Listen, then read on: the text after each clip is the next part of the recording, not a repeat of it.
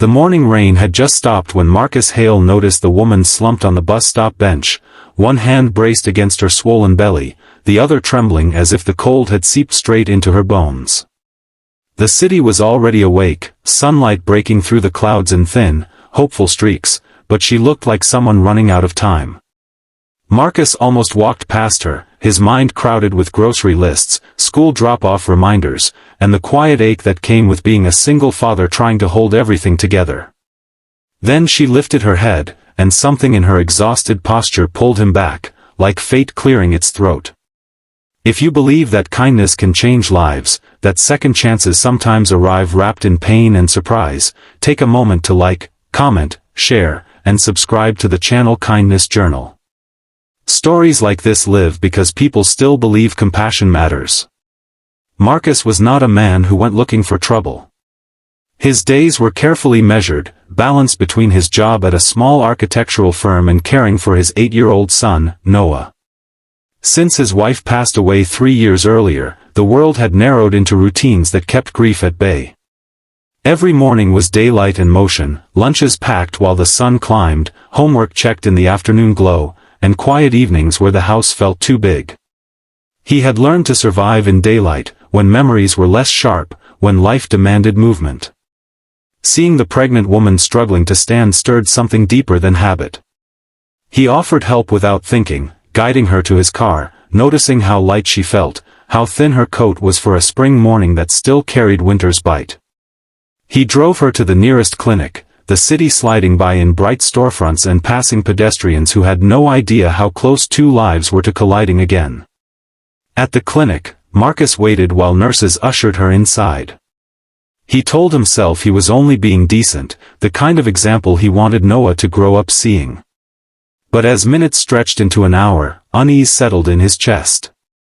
When the woman finally emerged, steadier now but pale, she thanked him with a tired smile.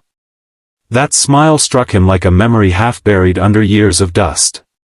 Her eyes held something familiar, something that tugged at a past he rarely opened. Her name, he learned from a nurse's paperwork left momentarily unattended, was Alara Finch. The name echoed through him with the force of a life he had once imagined.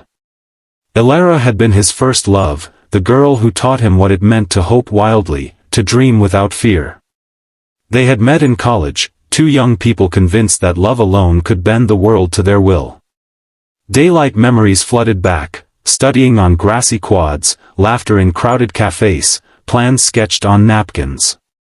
Then came the misunderstandings, the long-distance strain when careers pulled them apart, and finally the silence that followed words spoken too late. Marcus stood frozen, staring at that name until the nurse returned. Alara herself did not recognize him at first. Time had changed them both.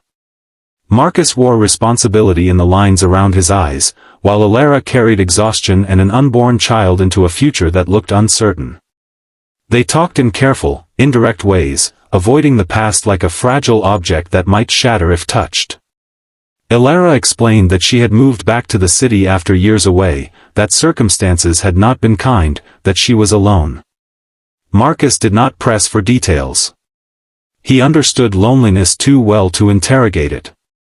Over the following weeks, daylight kept bringing them together. Marcus helped Alara find a temporary place to stay near his neighborhood, rationalizing that it was easier to help in small ways than to confront the enormity of what he felt. He drove her to appointments between school drop-offs, introduced her to the quiet rhythm of his days, and watched as Noah, curious and gentle, began to ask about the baby with innocent excitement. Alara struggled more than she admitted. Pregnancy weighed heavily on her, not just physically but emotionally. She carried fear like a second shadow, fear of failing her child, fear of repeating old mistakes, fear of trusting kindness when life had taught her to brace for disappointment. Marcus saw it in the way she paused before accepting help, the way her eyes searched his face for reassurance. For Marcus, the challenge was different but no less heavy. He battled guilt for feelings he thought he had buried with his wife. He questioned whether helping Alara was driven by compassion or unfinished love. At night, after Noah fell asleep and the house settled into soft silence, Marcus stared at the ceiling, wondering how a single act of kindness had unraveled the careful balance he had built. Daytime became their refuge. In the brightness of shared errands and park benches warmed by sun, it was easier to exist without naming what stirred between them. They spoke of practical things, of Noah's school projects, of the city's changing skyline, of the future in vague, cautious terms. Yet every shared glance carried the weight of years lost and possibilities unspoken. The turning point came one afternoon when Alara collapsed during a walk. Panic sliced through Marcus as he rushed her to the hospital, the city blurring again, this time sharper, louder. Tests revealed complications that would require strict rest. Alara's fragile independence cracked under the weight of reality, and for the first time, she let herself lean fully on Marcus. Caring for Alara while raising Noah forced Marcus to confront the shape of his heart.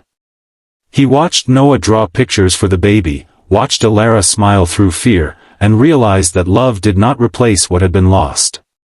It expanded, reshaped itself to include new stories without erasing the old. His wife's memory lived in daylight moments with Noah, in lessons of patience and resilience she had taught him. Loving Alara again did not betray that past, it honored the man he had become because of it. Alara, too, faced her own reckoning. Confined to rest, she had time to revisit memories she had locked away. She remembered leaving Marcus in a storm of pride and fear, choosing uncertainty over vulnerability. Seeing him now, steady and kind despite his own scars, forced her to confront how deeply her life might have changed had she chosen differently. More importantly, it taught her that forgiveness was not about rewriting history but about accepting the present with courage. As weeks passed, trust grew quietly, like sunlight coaxing fragile shoots from the ground. There were setbacks, moments of fear when the baby's health wavered, days when exhaustion turned small frustrations into heavy silences. But there were also victories, stable checkups, laughter over simple meals, Noah's hand resting protectively on Alara's belly as if already promising to be a guardian. Marcus learned that being strong did not mean carrying everything alone. Alara learned that asking for help did not make her weak. Together, they built something new in the open light of day, a partnership grounded not in youthful fantasy but in hard-earned understanding. The day the baby arrived, the hospital room glowed with late-morning sun. The birth was difficult, filled with moments that tested every ounce of courage Alara possessed, but when the cries finally filled the air, relief washed over them both. Marcus stood nearby, overwhelmed by the fragile miracle before him, aware that life had just redrawn its boundaries once again. Holding the newborn, Alara felt something settle inside her, a sense of belonging she had chased for years.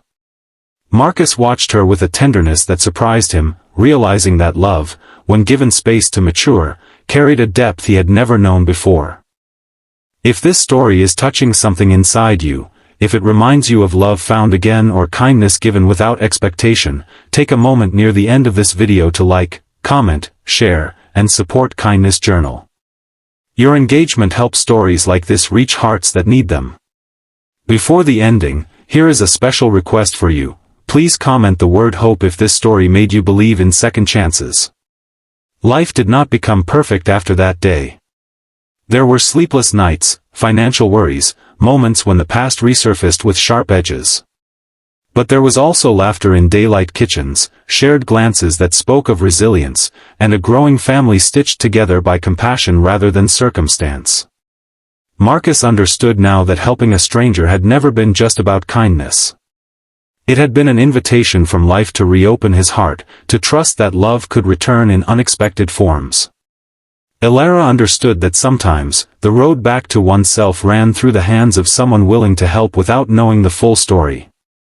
As the city continued its restless motion outside their window, Marcus, Alara, Noah, and the new baby began writing a chapter defined not by loss but by grace. In the clear light of day, they learned that the bravest thing a person can do is accept love when it comes back around, carrying all the weight of who they have been and all the promise of who they might still become.